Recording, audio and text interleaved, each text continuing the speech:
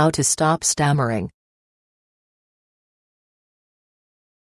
Stuttering, or stammering, refers to a speech disorder that results in speech being discontinuous or broken in its rhythm and pace. Words may be prolonged or repeated, sometimes accompanied by physical signs of struggle such as rapid eye blinking or lips shaking. Stuttering can affect all age groups, although it usually occurs in male children. Method 1: Reducing the effects of stuttering.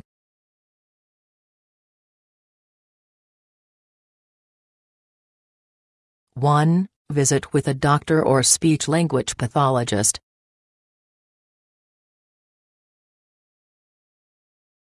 Healthcare professionals and specialists in speech problems can work with you or your child to overcome the effects of stuttering. Stuttering is best treated sooner, rather than later, as it may become more difficult to treat later in life. Contact your doctor if you notice any of the following aspects to your stuttering: stuttering that develops during adulthood, any muscle tightening or visible difficulty speaking. If your stuttering is affecting your social life, work life, or quality of life, any stuttering that causes anxiety, fear, or loss of self-esteem needs to be addressed. Stuttering that lasts for longer than 6 months, if stuttering occurs alongside other speech problems. If you notice stuttering worsening either in yourself or in your child. 2. Practice controlled fluency. Speaking quickly or in a hurried fashion can have an effect on the amount of stuttering that occurs in conversation. By slowing down and speaking deliberately, a person can learn exactly when and what triggers their stuttering. Speak slowly and simply. Try saying one-syllable words, one at a time. Strive to have each word come out clearly before moving on to the next word. Monitor your speech as you talk, looking for which words or mental states might cause stuttering to occur or worsen. Don't be afraid to leave pauses or silence in your speech. Go at your own pace as you practice. Practice words that you notice as problematic. Gradually increase the length of words and sentences. Over time you will work towards implementing problematic words in your speech. 3. Ask your doctor about electronic devices that reduce stuttering.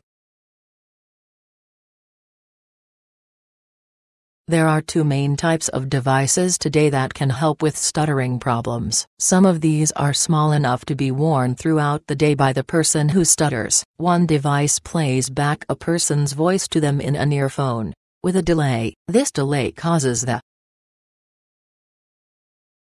person to slow their speech down, which can reduce stuttering. Another method makes it sound like your own speech is in unison with the speech of another person. Hearing your own speech in this way can also reduce any stuttering. 4. Work with a cognitive behavioral therapist. By applying the techniques and practices of cognitive behavioral therapy, a person who stutters can learn which mental states might be responsible for worsening their stutter. An added benefit of this therapy is that it can help reduce anxiety, stress or self-esteem issues that may have arisen from the stuttering. 5. Relax when speaking. Taking your time and saying what you want to say can help you reduce your stuttering. Give yourself plenty of time when speaking and try to remain as calm as you can. Don't always change your words or what you want to say. Take your time and say the words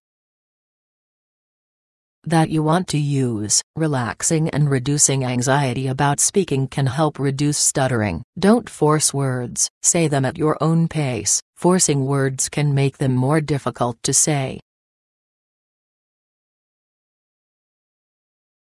6. Discover what the main causes of stuttering are.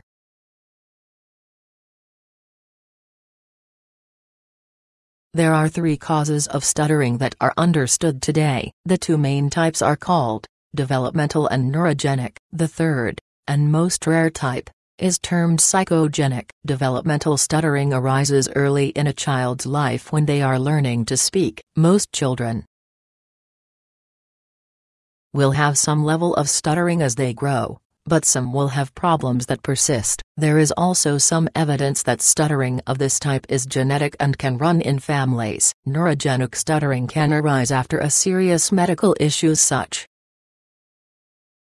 as stroke or head trauma. The connections between language centers of the brain and the muscles that are used in speaking are weakened or disconnected. Psychogenic stuttering is caused by exposure to an emotionally traumatic event.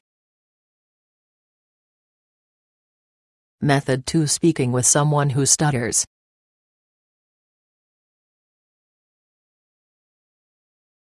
One, don't finish sentences. When you are speaking with someone who stutters, you may be tempted to finish a sentence for them. This can be even more frustrating for the person who stutters. Avoid cutting them off and finishing what you think they are about to say. 2. Keep things calm.